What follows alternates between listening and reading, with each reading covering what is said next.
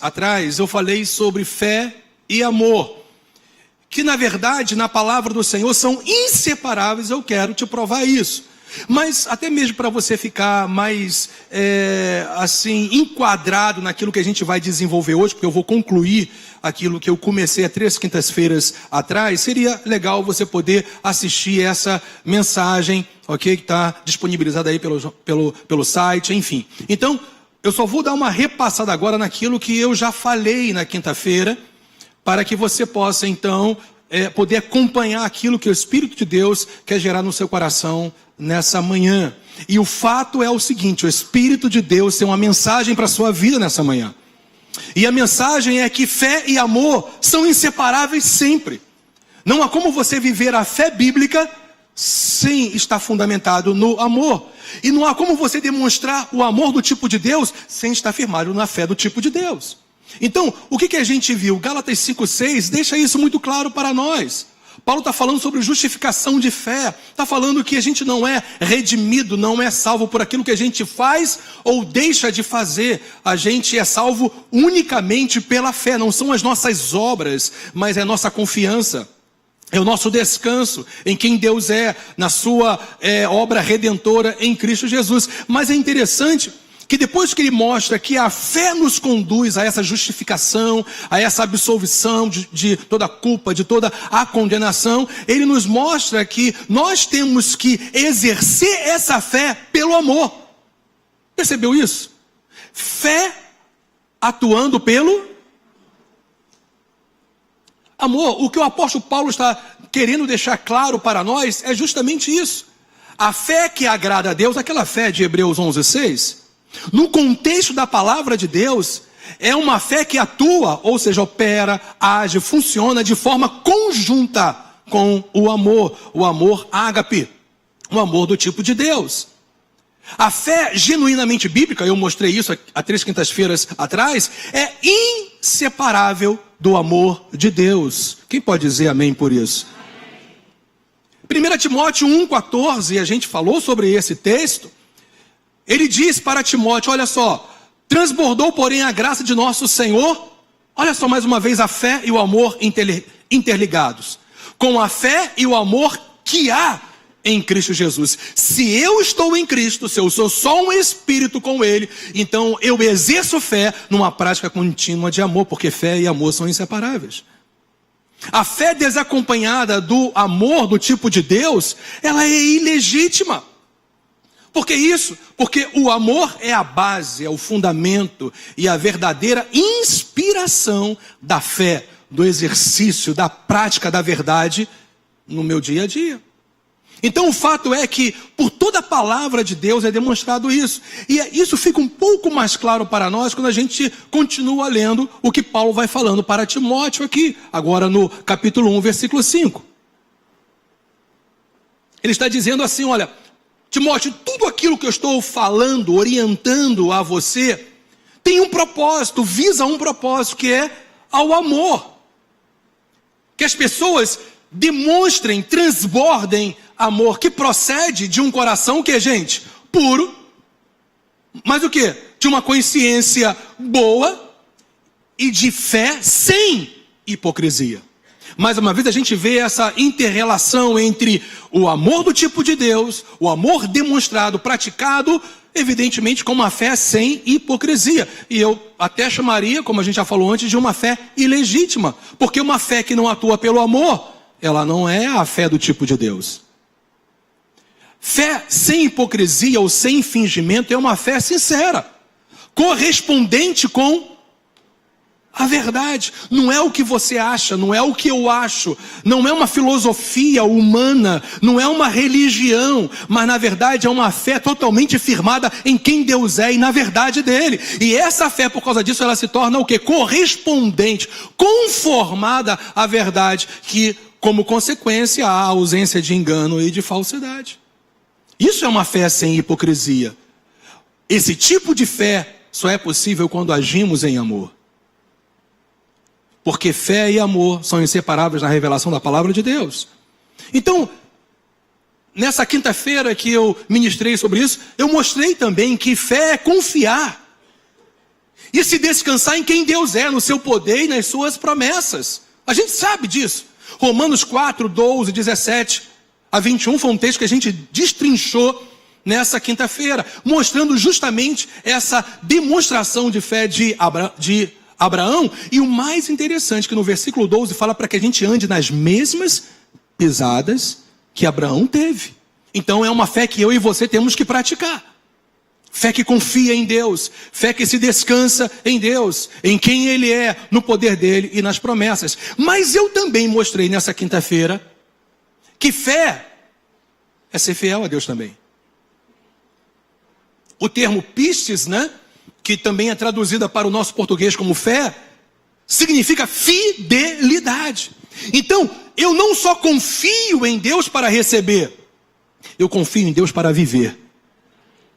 Eu não só me descanso para receber tudo que Ele tem, e glórias a Deus, nós temos que viver tudo aquilo que o Senhor conquistou para nós. Isso é fato consumado. Mas eu também tenho que entender que a outra faceta, eu estou só falando sobre 2 pontos aí, sobre fé. Mas essa outra faceta sobre fé tem que ficar muito clara para nós. Porque fé é ser fiel. E para ser fiel a Deus, você tem que se submeter a Ele, à vontade dEle, ao querer dEle. Como é que eu saio de determinadas situações e circunstâncias que são impossíveis para as minhas próprias possibilidades? Quando eu creio no que a palavra de Deus diz e quando eu me entrego ao que ela diz, a ponto de praticar o que ela diz na dependência do Espírito Santo de Deus. Assim, nada te parará.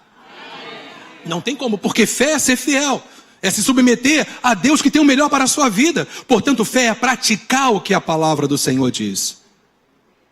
Ora, se fé e amor são inseparáveis, e quando eu pratico a palavra, eu estou exercendo fé, e a Bíblia fala para eu amar, então a prática da fé, ela é demonstrada também pela prática do amor. Quem está pegando isso?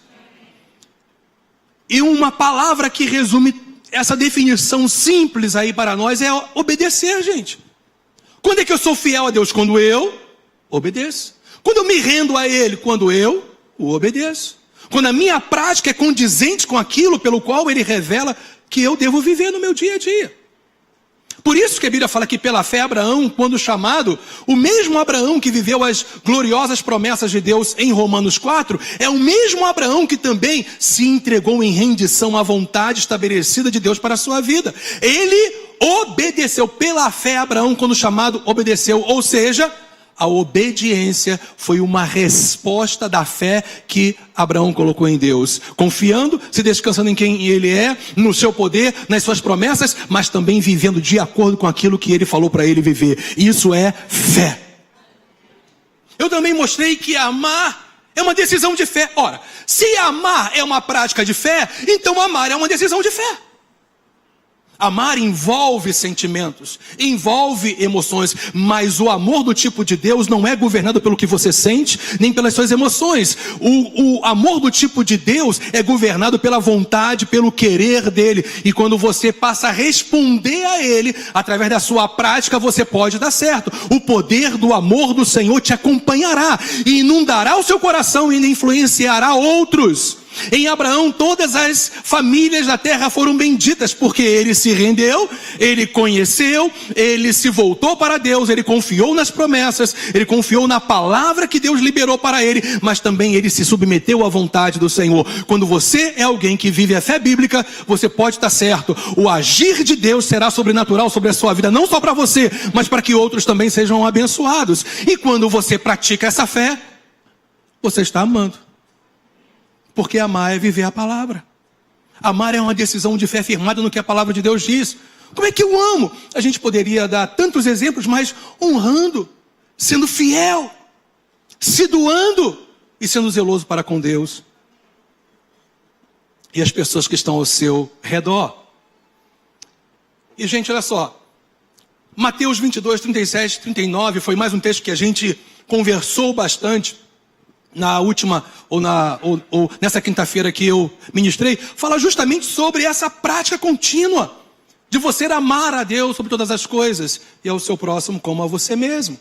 Deus deixa claro em Jesus que você vive a vontade dele quando você o coloca acima de todas as coisas e quando você passa a demonstrar, a praticar o amor em relação às pessoas que estão ao seu redor, amando-as inclusive como a você mesmo. E isso fala de uma prática firmada na fé, gente. Olha só, Romanos 13, 8 a 10, que a gente conversou também sobre esse texto. A ninguém fiqueis devendo coisa alguma, exceto o amor com que vos ameis uns aos outros, pois quem ama o próximo tem cumprido a lei. Uma outra leitura que fala a mesma coisa é: tem vivido o que a palavra de Deus diz. Percebe isso? Quando você ama ao seu próximo, eu quero te lembrar que quem está falando isso é o fundamentador da fé e da graça de Deus, o maior fundamentador da fé e da graça de Deus, a nova aliança, Paulo. Ele está falando que você cumpre, você vive, você pratica a palavra quando você ama o seu próximo. Ele diz que a gente ama quando a gente tem práticas corretas, concernentes ou conformadas, melhor dizendo, com a verdade de Deus. Quem ama não adultera.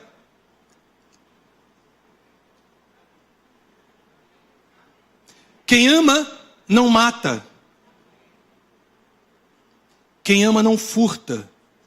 Quem ama não furta. Quem ama não cobiça, não tem desejos desordenados por aquilo que não é seu. E se há qualquer outro mandamento, Paulo falando, tudo nesta palavra se resume: amarás o teu próximo como? Vivendo na prática da fé, você vai estar demonstrando o que é amor. E o que Deus estabelece na sua palavra é isso, para nós hoje também. Quando nós temos uma vida conformada com aquilo que Ele diz, nós estamos em relação às pessoas praticando o amor. O amor não pratica, olha só, Paulo agora envolve qualquer mal que a gente possa fazer contra alguém. O amor não pratica o mal contra o próximo, de sorte que a prática da palavra no seu dia a dia é o amor.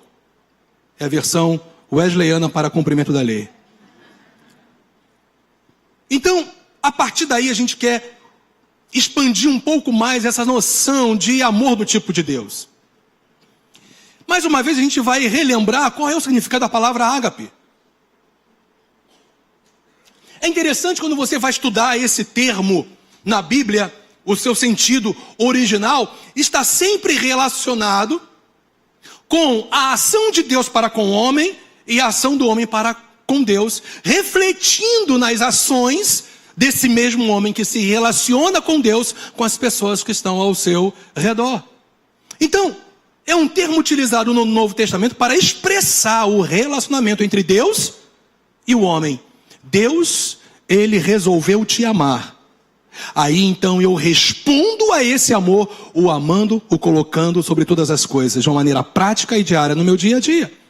Só que esse relacionamento entre Deus e o homem tem uma base, e a base é o próprio amor, que tem origem no próprio Deus, porque Deus é amor. 1 João capítulo 4, versículo 19, deixa isso claro para nós. Nós amamos, e nós não vamos ter tempo hoje, mas todo o contexto de 1 João, capítulo 4,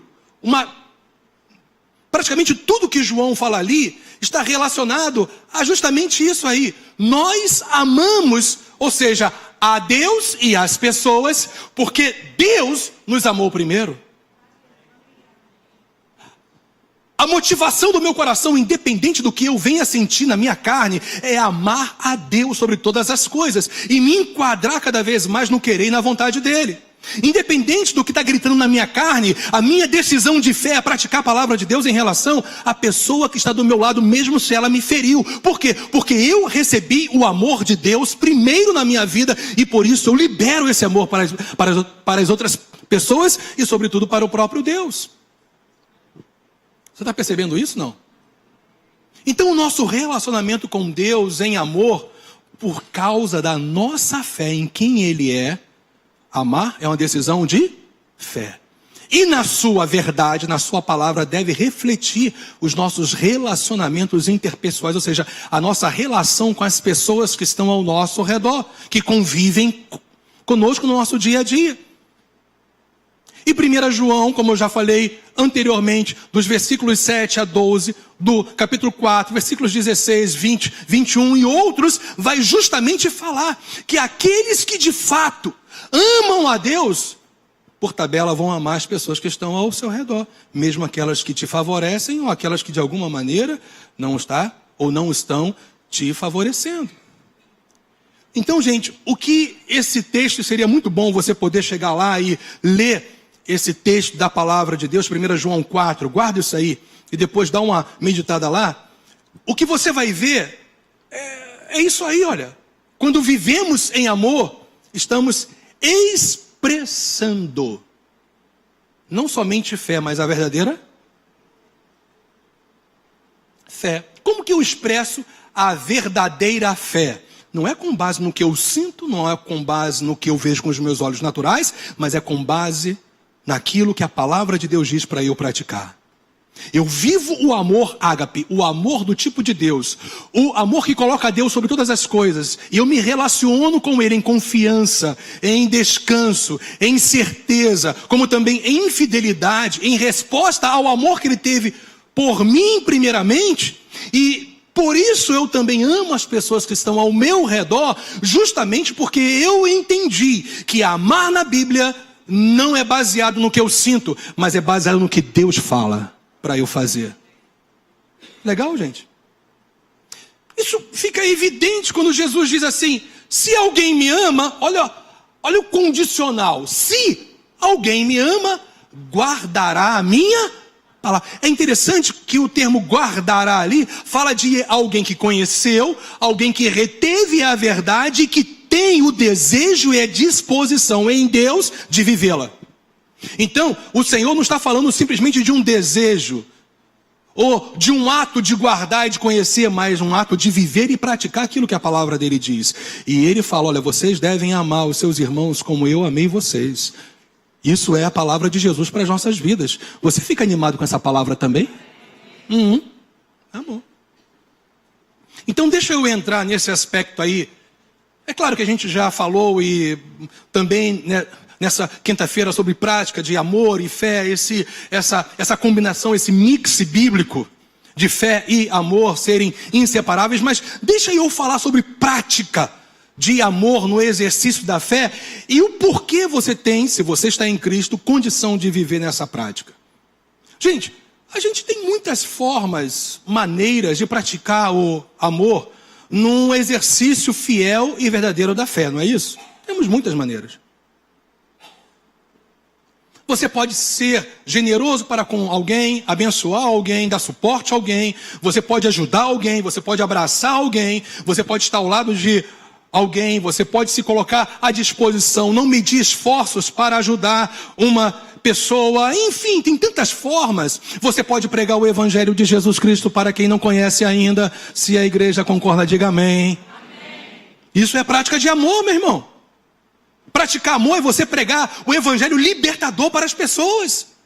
É você dizer para elas que não tem outro caminho, porque Jesus não é a melhor opção para elas. Jesus é a única opção para elas. Só nele há redenção, só nele há vida, só nele há eternidade de glória nos céus, só ele há cura perfeita, plena e total, só nele há restauração, só nele o Pai faz milagres que ninguém pode fazer, só nele, só nele, só nele, só nele. A gente tem que pregar que só Jesus Cristo pode mudar a vida de alguém e você pode fazer isso. Eu sei que você pode fazer isso. É só você se dispor a buscar o poder do Espírito Santo. Todos nós temos condições de praticar amor falando de Jesus para as pessoas. Nós poderíamos falar que a gente pratica amor quando a gente ora uns pelos outros. Essa pessoa não sabe que você está orando por ela. Talvez ela nunca venha saber o quanto você a tem amado, coberto a sua vida em oração, tem abençoado a sua vida, tem intercedido por ela. Coisas já estão mudando e você só está ali na calada, na oração contínua com Deus. E você percebe que vidas são mudadas porque você ora. E oração é uma das práticas mais maravilhosas de você amar as pessoas. Orar pelas pessoas. Interceder pelas pessoas, pelos que sofrem, interceder pela sua casa, interceder pela sua família, cobrir a sua família em oração, os maridos orando pelas esposas e filhos, e se os maridos concordam, digo amém. As mulheres orando pelos maridos e filhos, e se elas concordam, digo amém. Por isso que elas são mais inteligentes.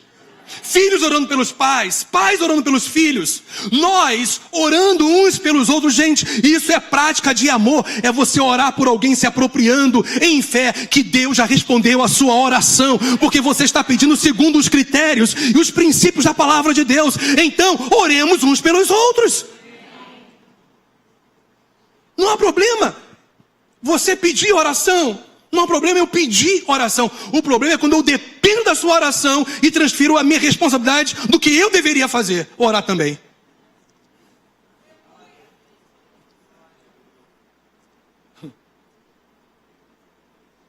Tem pessoas que são catedráticas em transferir responsabilidades, inclusive nesse aspecto de orar e ver mudanças, porque ela mesmo não está crendo. Meu irmão, é conforme a sua fé. Você não pode vir a nós e falar, ora por mim, e ponto final. Você tem que ter vida de oração. Aí eu entro em concordância com a sua fé e o milagre acontece. Eu tenho que depender, é do Deus que responde as orações. Por favor, quem está entendendo isso, diga amém, aleluia, aleluia. Eu não tenho que depender da sua oração. Se a sua oração for firmada na palavra de Deus, eu sei que Deus vai ouvir e vai cumprir a palavra dele através das suas orações na minha vida e vice-versa. Mas a minha dependência não está na sua oração. A minha dependência está no Deus que vai responder a sua oração. É tão importante nós orarmos uns pelos outros. Isso é uma prática de fé, gente. É uma prática de amor. Mas eu sei em quem tenho crido. E é nele que eu estou certo. Tem pessoas que acham que a oração de um pastor é mais celestial do que o irmãozinho que não tem uma função eclesiástica, querendo usar um termo aí mais rebuscado, ou uma função pública na igreja. Meu irmão, a oração de um justo, e a Bíblia não fala se é apóstolo, se pastor, bispo, profeta, mestre, seja lá o que for, ela é eficaz, ela é eficiente. Eu não tenho mais poder do que você, porque você serve o mesmo Deus que eu sirvo.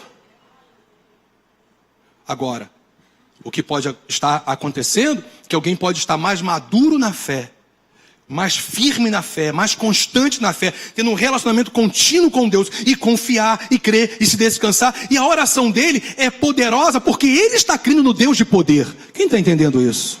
Mas nós não dependemos de orações de pessoas, nós dependemos no Deus que responde às orações dessas pessoas. Entenda, é importantíssimo nós orarmos uns pelos outros, mas a nossa dependência no fim é sempre do Deus que responde às orações.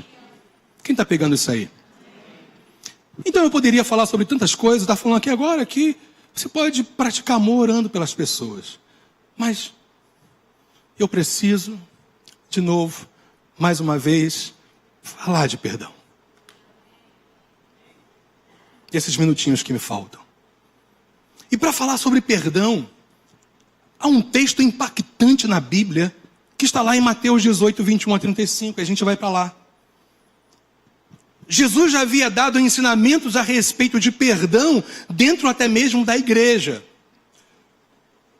Nesse texto de Provérbios 18. E nesse contexto, Pedro chega para ele, no versículo 21, e faz uma pergunta. E a pergunta de Pedro é a seguinte: então Pedro, aproximando-se, lhe perguntou: Senhor, até quantas vezes meu irmão pecará contra mim que eu lhe perdoe? Você já pode perceber que Pedrão não só perguntou, ele logo deu a resposta numa pergunta que ele faz em seguida. Ele não só pergunta: Senhor, quantas vezes eu tenho que perdoar o meu irmão quando ele peca contra mim, hein? E aí ele logo fala: 7 vezes? Porque ele estava querendo que Jesus batesse nas costas dele e falasse: rapaz, você é muito espiritual? Você é um cara que perdoa 7 vezes. Sabe por quê? Porque a mentalidade de Pedro estava ainda enraizada em tradições humanas, rabínicas daquela época. Os rabis, pegando uns textos totalmente fora do contexto, eles distorciam a realidade do perdoar as pessoas. Eles ensinavam isso nas sinagogas daquela época, gente. Por isso que Jesus confrontava tanto aqueles camaradas. Eles viviam de tradições o quê? humanas e não da verdade. Errais. Jesus falou para eles, não conhecendo as Escrituras e nem o poder de Deus, porque vocês conhecem com a cabeça, mas não guardam nos seus corações e ensinam coisas que não estão na palavra. É isso que Jesus queria dizer. E eles ensinavam que você poderia perdoar até 3 vezes. Perdoou 3 vezes? Agora esquece, deixa para lá. O cara errou com você a 4ª vez, não perdoa mais. É isso que eles ensinavam. Porque o judeu de verdade, ele é um cara de perdão. Ele perdoa 3 vezes. Pero foi além. Não, Senhor, 3 vezes. Eu até...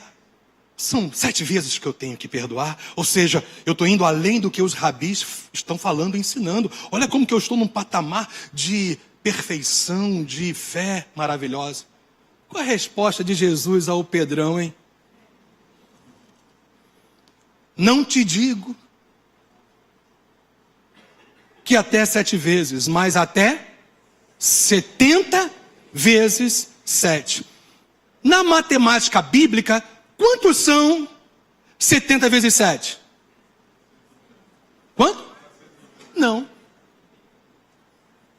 Na matemática bíblica, 70 vezes 7 não são 490 vezes. Jesus está se utilizando de uma coisa que os mestres, inclusive, faziam muito, uma discrepância entre um ensinamento, mostrando um outro verdadeiro, mas numa situação muito mais distante. 490 vezes para alguém que só perdoa 3 é realmente um negócio. 7, que é isso, camarada?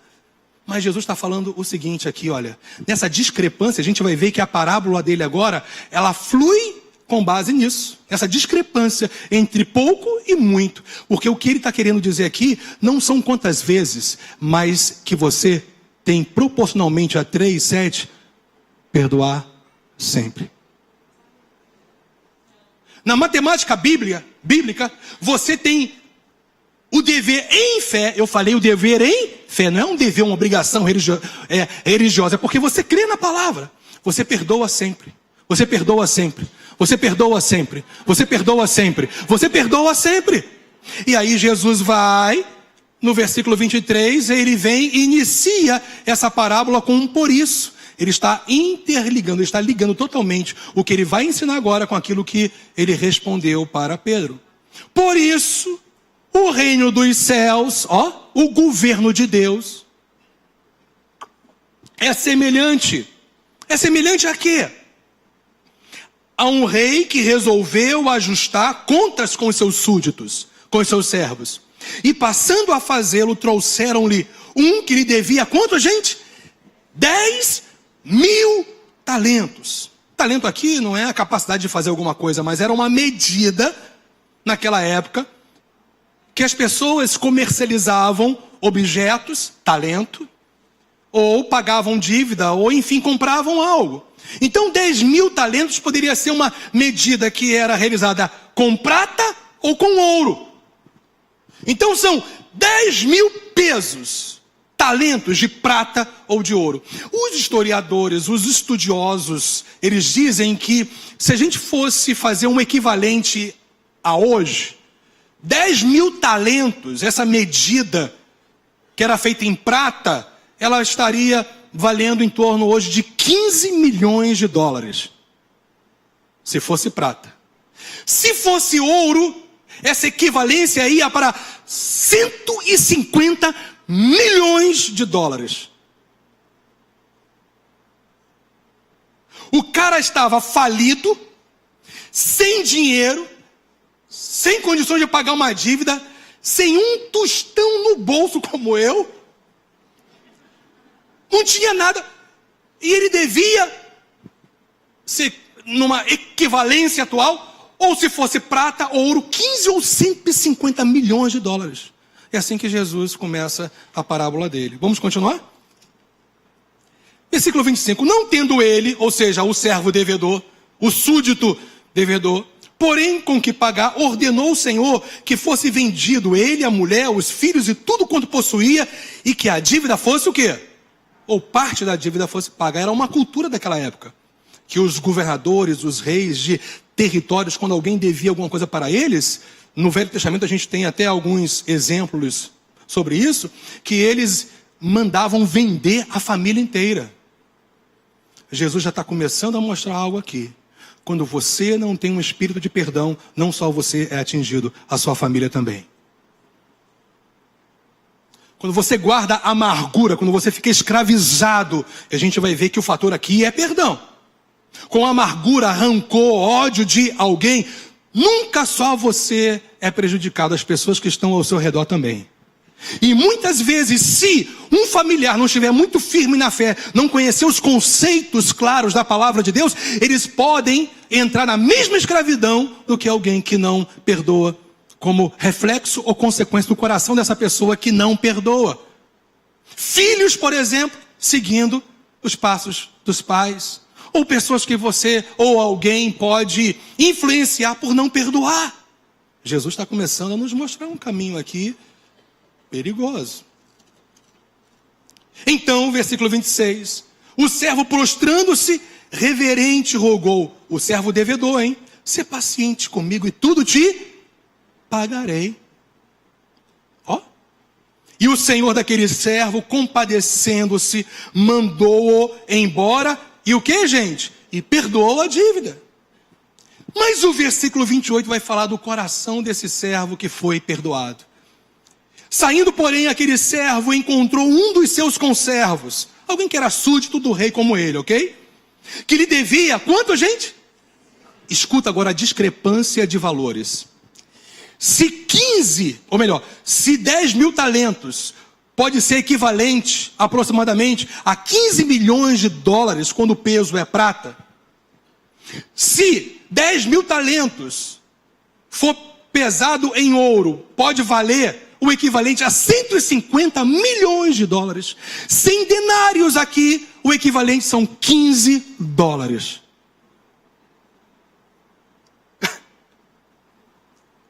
Vocês estão percebendo como que Jesus está falando?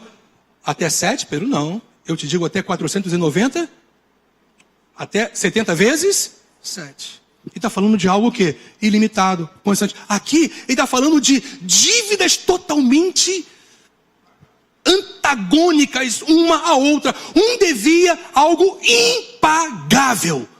Ele não tinha condições de pagar nenhuma parte, mas o Senhor se compadece desse servo e perdoa a dívida, ele vai embora. Eu quero te dizer que a dívida que Jesus pagou por você na cruz do Calvário também é impagável. Por isso que eu e você temos o dever em fé de perdoar todos que se levantam contra nós de alguma maneira, consciente ou não. Porque o valor que Deus te deu foi ilimitado. Então valorize as pessoas que estão ao seu redor também, as perdoando por causa do amor de Deus que já foi derramado no seu coração pelo Espírito Santo de Deus. Você percebe que Jesus está ensinando aqui para mim e para você? Porque fé sem amor, gente, é ilegítimo. Porque fé e amor são inseparáveis. E quem vive a fé bíblica, perdoa sempre. Eu vou repetir, quem vive a fé bíblica, perdoa sempre. Eu vou repetir pela terceira vez, quem vive a fé bíblica, perdoa sempre. Mas pastor, eu não posso, mas o poder do Espírito Santo que está em você pode te levar a viver isso. Porque em Cristo nós podemos tudo, porque Ele nos fortalece pelo seu Espírito Santo. Mas você tem que nascer de novo, meu filho. Nasceu de novo?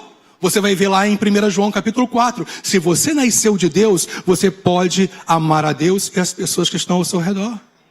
É sobre isso, sobre uma dívida impagável que Deus em Cristo te perdoou e que agora você e eu temos que perdoar. Porque ninguém vai pecar contra você, vai falhar contra você, na medida que você já falhou contra Deus.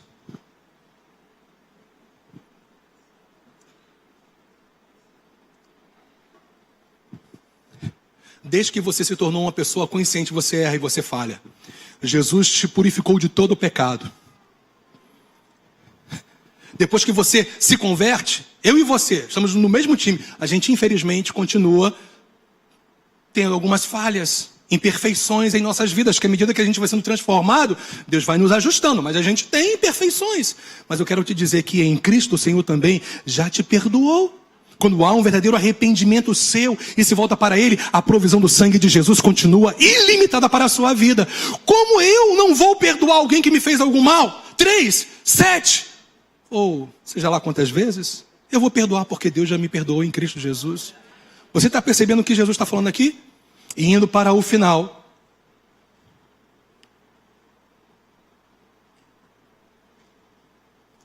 No versículo 29, né? Então o seu conservo, caindo-lhe aos pés, lhe implorava: "Ser paciente comigo e te pagarei." Ele fez a mesma coisa que esse servo perdoado em relação ao rei fez, mas ele, olha só o que a Bíblia fala no versículo 30. Ele, entretanto, não quis. Quando você não vive por fé, você vive por sentimentos.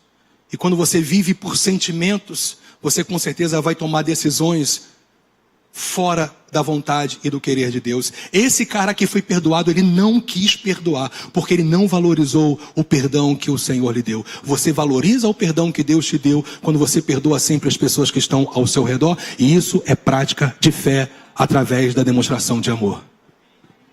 É Deus. Versículo 30. Antes, indo-se, o lançou na prisão até que saudasse a dívida. Vendo os seus companheiros, aí já um outro grupo vem, o que se havia passado, Jesus continua. Entristeceram-se muito e foram relatar ao seu senhor tudo o que acontecera. Então o seu senhor, chamando-o, lhe disse: "Servo malvado, perdoei-te aquela dívida toda porque me suplicaste."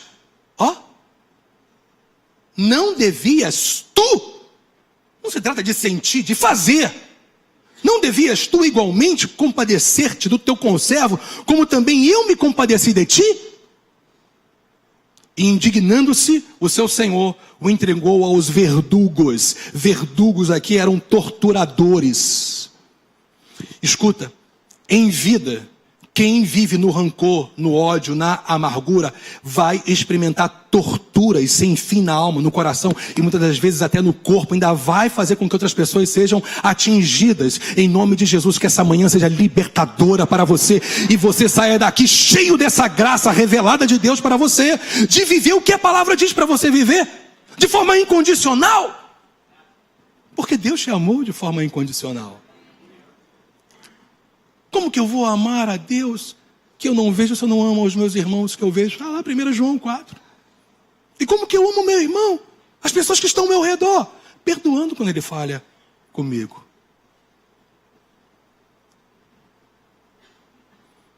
Olha, o seu Senhor o entregou aos verdugos até que lhe pagasse toda a dívida. Tem pessoas que vivem torturas terríveis em vida aqui na terra, e tem pessoas que vão viver torturas terríveis na eternidade, porque não confiaram no poder de quem Deus é, amor, e nem na verdade que tem que ser praticada. Quem está pegando isso? Meu irmão, libera o seu coração hoje pelo poder do sangue de Jesus. E quem está vivendo nessa liberação contínua de perdão, continue assim, porque Deus é contigo. Gente, quando nós perdoamos alguém, nem sempre, por conta de algumas circunstâncias, nós vamos continuar do lado dessa pessoa. Mas olha o que eu vou te falar. O fato circunstancial de você não viver mais do lado de alguém que te fez algum mal, não pode ser por rejeição, por rancor, por ódio ou por causa de uma barreira de rancor. Mas tem que ser simplesmente por uma circunstância que aconteceu. Pode ser N, eu não tenho tempo nem para falar de algumas aqui. Mas, independente de você estar do lado dessa pessoa ou não, o teu coração tem que perdoar sempre. Não guardar nada, porque isso faz mal para você e ainda atinge até pessoas que você ama. E finalmente a Bíblia fala: assim também meu Pai Celeste vos fará, se do íntimo não perdoardes cada um o seu irmão. O resumão de Mateus 18, 21 a 35 é esse: o perdão que Deus nos concede em Cristo sempre será infinitamente maior do que o perdão que oferecemos às pessoas. Então libera o teu coração. Te prejudicaram, te caluniaram, fizeram mal, Eu lembro que uma certa vez eu estava assim pregando lá na igreja que eu pastoreava, a Igreja Batista, Nova Filadélfia. E estava pregando, e aí chegou uma mulher do lado da minha sogra. E ela não sabia que ela era a minha sogra. Mas ela olhou para mim pregando, a minha sogra, claro, depois disso, falou assim: sabe aquele rapaz ali pregando a Bíblia? Aí a minha sogra: sei. Você não sabe da maior. Aí a minha sogra chegou e: sim, o que? Aí ela falou: ele bate na mulher. A senhora nem sabe. Foi assim, não foi, amor? Bate.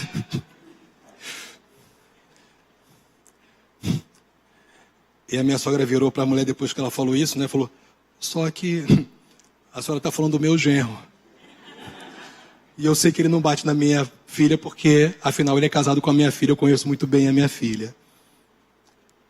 Gente, não importa o que as pessoas dizem sobre você. Importa o que Deus já falou sobre você. Você é perdoado, livre, filho, herdeiro. Alguém que é mais do que vencedor. Alguém que vai chegar até o final na graça, na força do Espírito Santo. Alguém que vai impactar outras vidas praticando o amor do tipo de Deus, vivendo no exercício da fé. Você é o que a Bíblia diz que você é. Você tem o que a Bíblia diz que você tem. E você pode o que a Bíblia diz que você pode. Porque você é filho de Deus se você está em Cristo Jesus. Então, alguém uma vez, um sábio pastorzão, falou assim: olha, eu não tenho problema com esse negócio que as pessoas falam sobre mim. O que eu quero é fazê-las felizes. Se elas ficam felizes falando mal de mim, tudo bem. Vamos ficar de pé, gente.